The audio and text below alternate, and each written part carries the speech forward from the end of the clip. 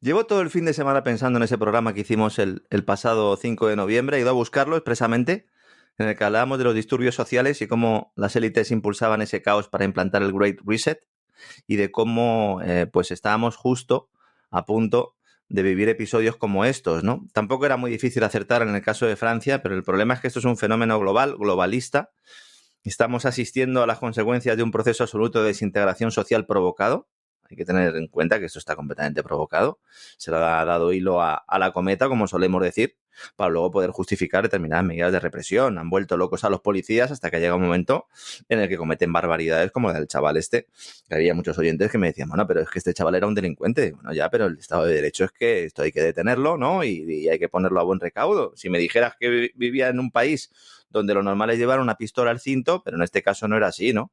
Y todo el mundo que haya visto esas imágenes, pues ha visto como al final el policía se ha buscado su ruina, evidentemente, pero venimos de una situación ya muy complicada, ¿no? Donde a la propia policía se la ha dejado abandonada por parte de las autoridades públicas. Todo este problema comienza hace muchos años y tiene su raíz en el modelo que se ha escogido para Europa, Sí, sí, que sí, es sí. inmigración descontrolada, de tal forma que llega un momento en que esa inmigración, ya cuando son inmigrantes de tercera o cuarta generación, como está sucediendo en estos momentos, se crea además una estructura asistencial que hace que muchas de esas personas acaben viviendo en guetos, no solo por el papel del Estado, sino en muchos casos también por el ámbito religioso, etcétera, etcétera, y el ámbito cultural.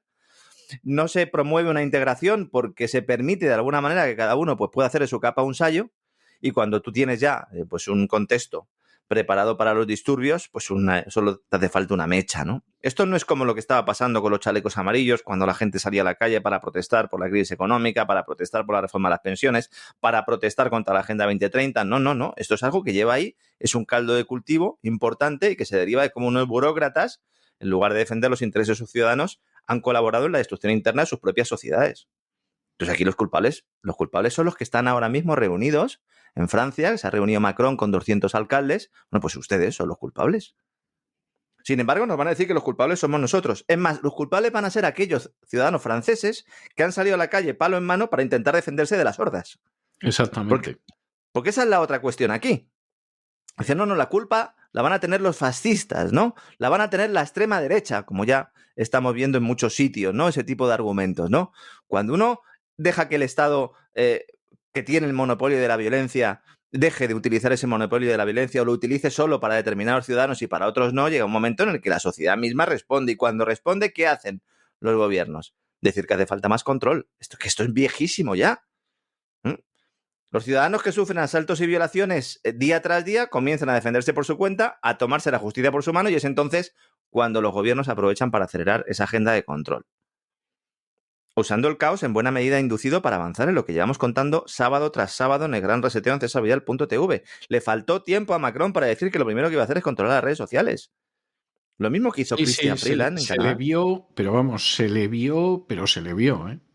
Se le vio el plumero. Sí, sí, Dice, sí. no, esto es culpa de los videojuegos. Digo, pero vamos a ver, Macron.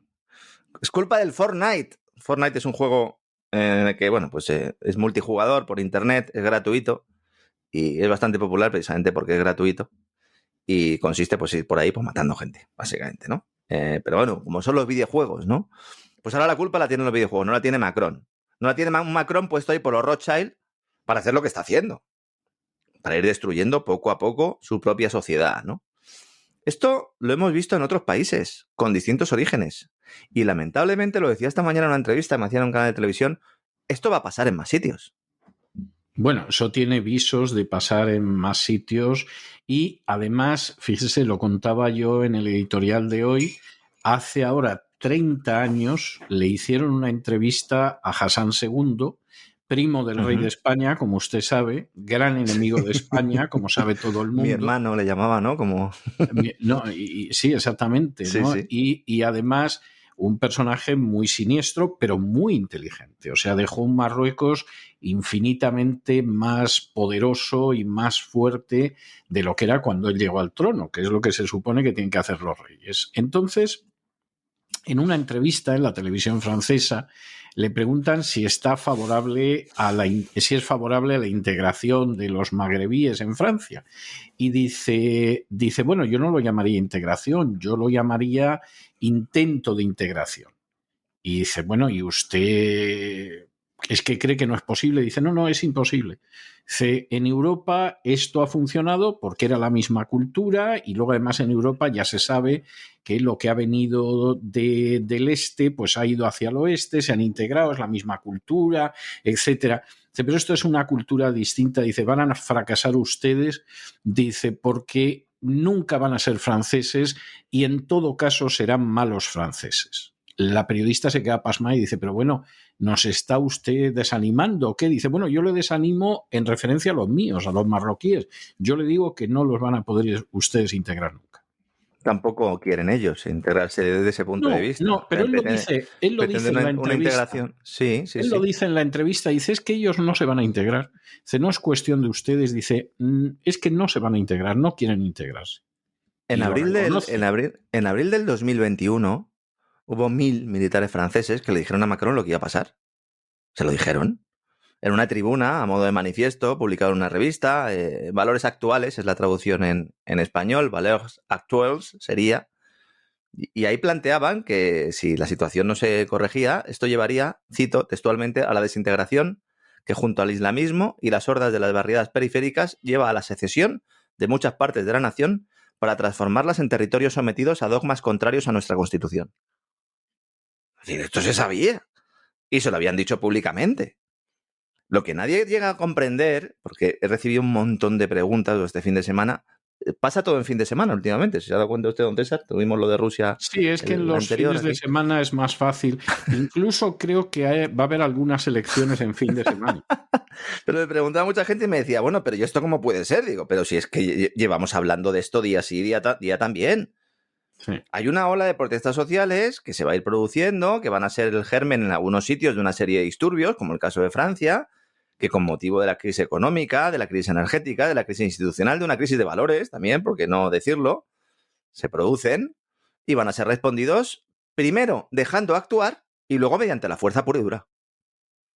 ¿Por qué? Porque si se deja actuar, al final consiguen que la mayor parte de la gente reclame ese orden. Es que es evidente. Ahora ese es tremendo que te salgan diciendo que, bueno, que la responsabilidad es de los padres, que no Sí. controlan a los hijos y dices, pero vamos a ver, hijo de Satanás. O sea, ¿qué van a controlar los padres a los hijos si ahora mismo estás imponiendo que a unos menores de edad los puedan castrar y los puedan vaciar y les puedan administrar bloqueadores de la pubertad y que los padres no puedan hacer nada? O sea, los padres no van a poder impedir que castren a un hijo y van a controlar a los niños para que no salgan a la calle.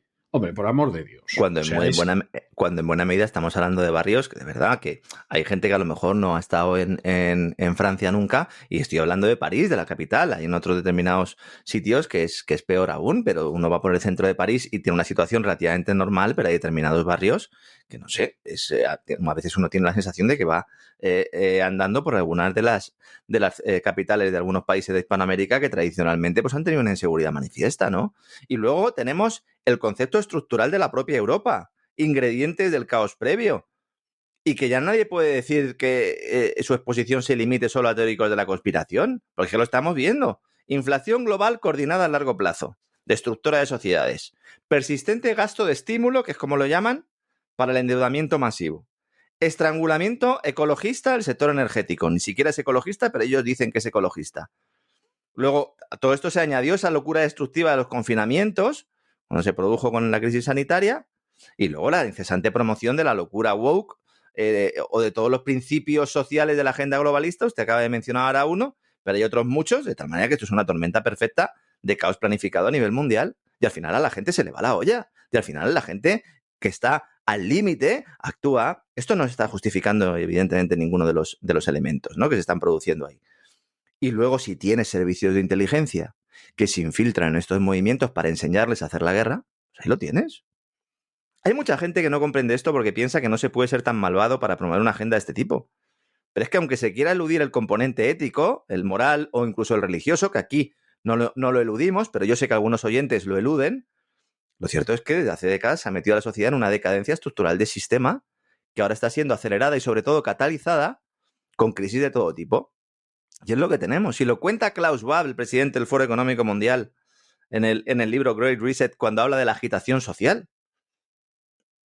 Y además él plantea que la agitación social no es mala porque puede servir para luego implantar sistemas de control social biométrico.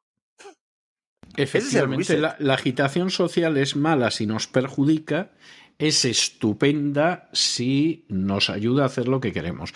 Por cierto, y claro, estas son de esas cosas que cualquiera que tenga ojo para ver, las puede ver si es que las quiere ver, porque claro, hay gente que luego no quiere ver nada. Pero Macron, que en su día llegó a decir, y que me disculpen los oyentes por la grosería, pero es que hay que repetir lo que dijo, llegó a decir aquello de que iba a joder a los que no se pusieran la vacuna, pues Sí. a esos pobres ciudadanos sí los iba a joder. Pero a esta gentuza que está destrozando el país, creo que no ha dicho que les vaya a hacer cosa parecida. Va a Es controlar que, las redes sociales. claro, es que esa es la idea. Si es que, insisto, en el manual COVID-19 de Great Reset de Klaus Schwab se anticipa todo esto. Y yo cuando lo leí, hemos hecho varios programas hablando de este libro en el Gran Reseteo, en el cesarvidal.tv, en el programa de los sábados, y yo cuando lo leí al principio, la parte del disturbio social era la que me parecía un poco más lejana. Porque claro, estábamos metidos en todo el tema de los confinamientos, pero evidentemente va saliendo, y él además lo dice. Él dice, cuando se levante la prohibición de reunirse en grupos y salir a la calle, él dice, resulta difícil imaginar que no volverán a aparecer las mismas reivindicaciones y el malestar social temporalmente reprimido, posiblemente con fuerza renovada. Si es que esto forma parte de un plan. He escogido un extracto, he recuperado del programa que hicimos aquel en noviembre, un extracto del libro de Klaus. Esto es textual de Klaus. Dice él, en la era posterior a la pandemia, el número de personas desempleadas, preocupadas, tristes, resentidas, enfermas y hambrientas se habrá incrementado dramáticamente. Se acumularán tragedias personales que fomentarán la ira, el resentimiento y la exasperación en diferentes grupos sociales, incluidos los desempleados, los pobres, los emigrantes, las personas sin hogar y todas las personas excluidas. ¿Cómo podría no terminar toda esa presión por estallar? No es un diagnóstico, es una confesión. Está hecho voluntariamente. Está provocado. Y luego, claro, nos dicen que hace falta un reinicio. Porque esa es la idea. No, vamos a terminar de quemarle el cortijo para poder construir otro. ¿Mm? Todo esto se está produciendo, ese descontento, ese análisis o esa prospección que hacía Klaus Schwab en todos los países de una u otra manera, en determinadas regiones, en determinados sitios, en determinados territorios, se está produciendo. Cuidado, porque los movimientos que surjan de oposición a toda esta agenda 2030, a todo este gran reseteo, cuando se lanzan, son secuestrados prácticamente desde el inicio por la tela de araña que conforman organizaciones que con la bandera de la defensa de la democracia, de los derechos humanos, de las libertades, incluso a veces del patriotismo también, infiltrado por servicios de inteligencia, son los que generan el caos para que luego se imponga ese orden tecnocrático. Y el orden tecnocrático es identificación digital, controles biométricos en las calles, que esto no es ciencia ficción, que esto se está produciendo ya.